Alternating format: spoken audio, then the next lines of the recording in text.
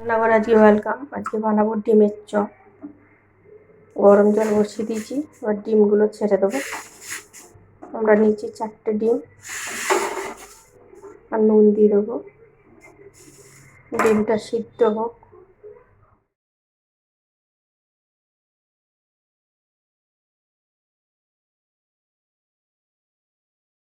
আমাদের সিদ্ধ হয়ে গেছে, ঠান্ডাও হয়ে গেছে। এবার নামিয়ে নেবো। ডিমটা আমরা ছুলে নেবো। ততক্ষণে আমরা প্যানটা বসিয়ে দিচ্ছি, যেটা আমাদের আলুর পুরটা করতে হবে। গ্যাসটা জ্বালিয়ে দিয়েছি, প্যানটাও গরম হয়ে গেছে। তেল দিয়ে দেবো। আপনাদের যেটা বলা হয়নি, আমি সব মশলা করে নিয়ে এসেছিলাম। এখানে একটা টমেটো কুচি, রসুন কুচি, আদা কুচি, লঙ্কা কুচিয়ে আর পেঁয়াজ নিয়ে এসেছি। এক এক করে দিয়ে দেবো। আমরা প্রথমে দেবো পেঁয়াজ।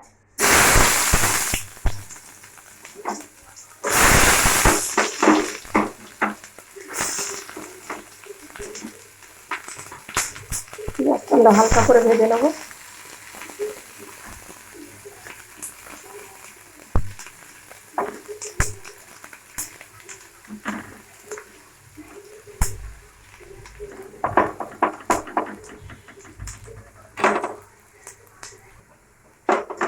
পেঁয়াজটা আমাদের ভাজা হয়ে গেছে। এবার এক এক করে আমরা মশলাগুলো দেবো। প্রথম দিয়ে দেবো টমেটো কুচি, তারপর দিয়ে দেবো রসুন কুচি, আদা কুচি পেস্ট করে রেখেছিলাম আমি।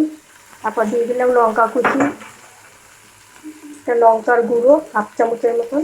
লঙ্কা কুচি দিয়েছি বলে সেটা বেশি ঝাল দিলাম না। এটা হচ্ছে হলুদ গুঁড়ো 1/2 চামচ। এটা হচ্ছে জিরার গুঁড়ো আর ধনের গুঁড়ো।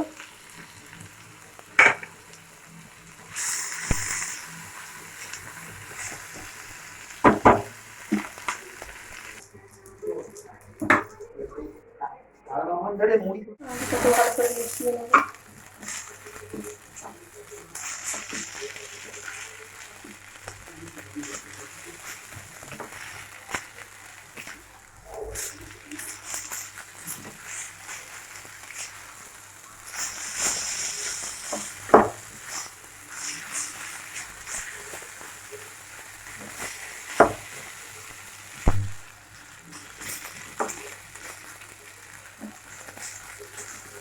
এবার দিয়ে দেবো কুচকুচে ধনে পাতা। ধনে পাতাটা মিশিয়ে নেবো ভালো করে।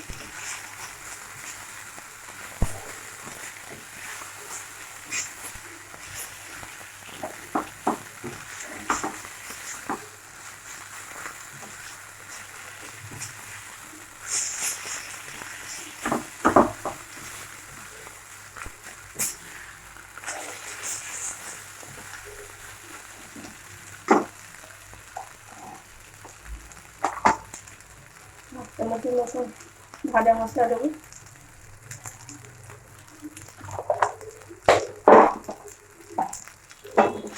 এটা করে মিশিয়ে নেবো।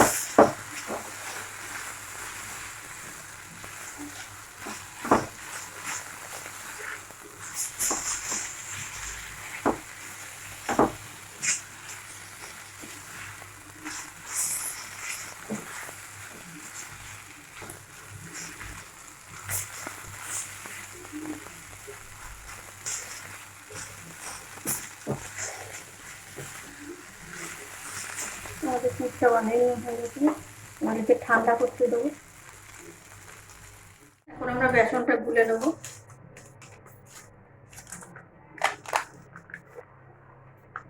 100 মতন বেসন দিয়ে দেবো।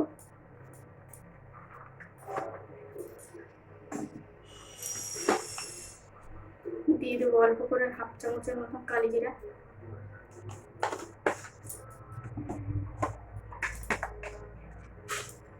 আর অল্প একটু হলুদ, বেশি হলুদ দেবো না।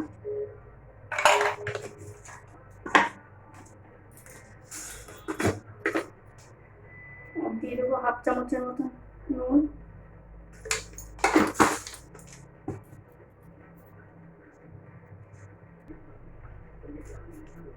আর 2 চামচের মতন অ্যারারুট। দিলে অ্যারারুটটা দিলে একটু খাস্তা হবে, যার জন্য আমি অ্যারারুটটা দিলাম। অ্যারারুটটা দিলেও হবে, না দিলেও হবে, আপনাদের যদি মনে হয় দেবেন, না মনে হলে দেবেন না।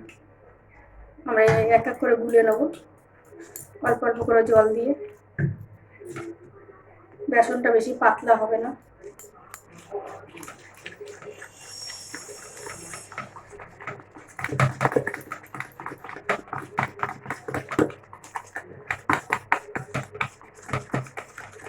যত ভালো ফাটানো হবে তত ভালো ফুলবে।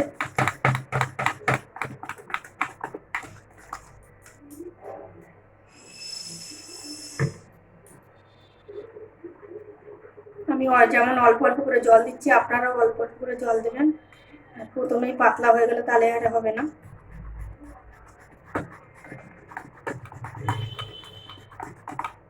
দেখে নিন, বেশি পাতলাও না বেশি ঘনও না।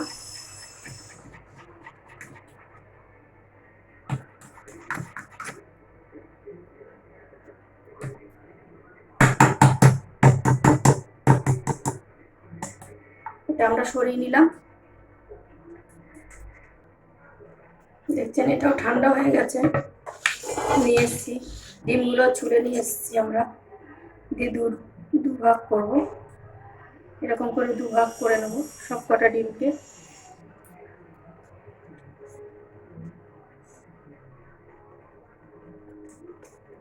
চাকুর সাহায্যে দু ভাগ করে নেবেন।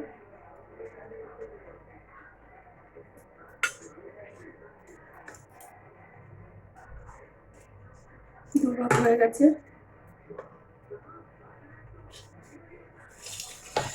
এই যে আলুটা আছে, আলুটা কিছুটা নেবেন,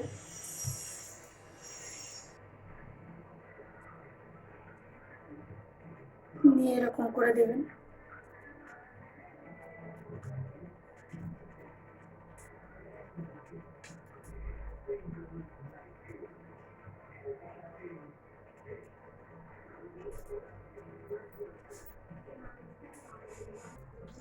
এই যে এরকম করে সবকটা আমি তৈরি করে নিয়েছি।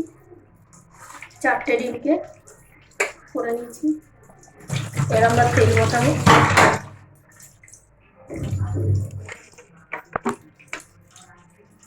কড়াই বসিয়ে দিয়েছি। কড়াই গ্যাস জ্বালিয়ে দেবো।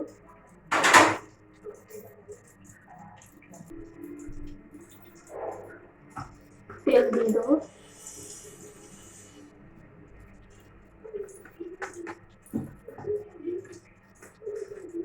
তেলটা একটু বেশিই দেবেন, এগুলো ডুবা তেলে ভাজতে হয়।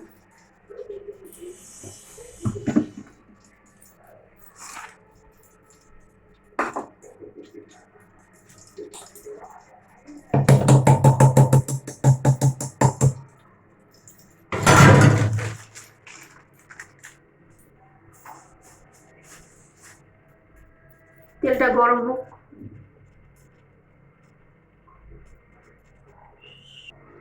তেলটা গরম হয়ে গেছে, বেসনটা নিয়ে নিয়েছি। আমরা এক এক করে এগুলোকে বেসনে চুবাবো।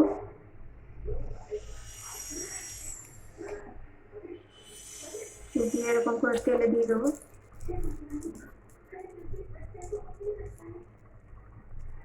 বেশি হাই ফ্লেমে দেবেন না, তাহলে ভাজা হওয়ার আগেই এরাই দিয়ে দেবে।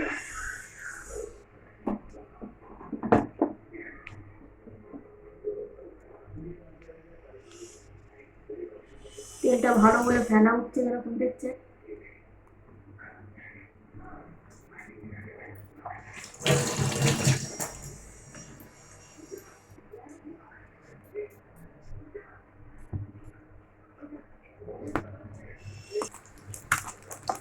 আমাদের এগুলো ভাজা হয়ে গেছে, টেবিল করা হয়ে গেছে। এবার তুলে নেবো।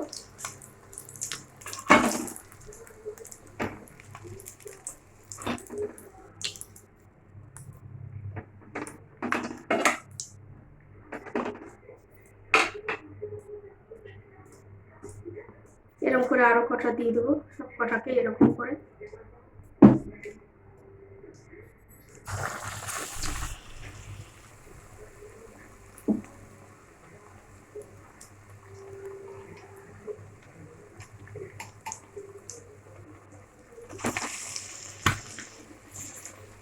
একবার বানিয়ে খেয়ে দেখুন কেমন লাগছে।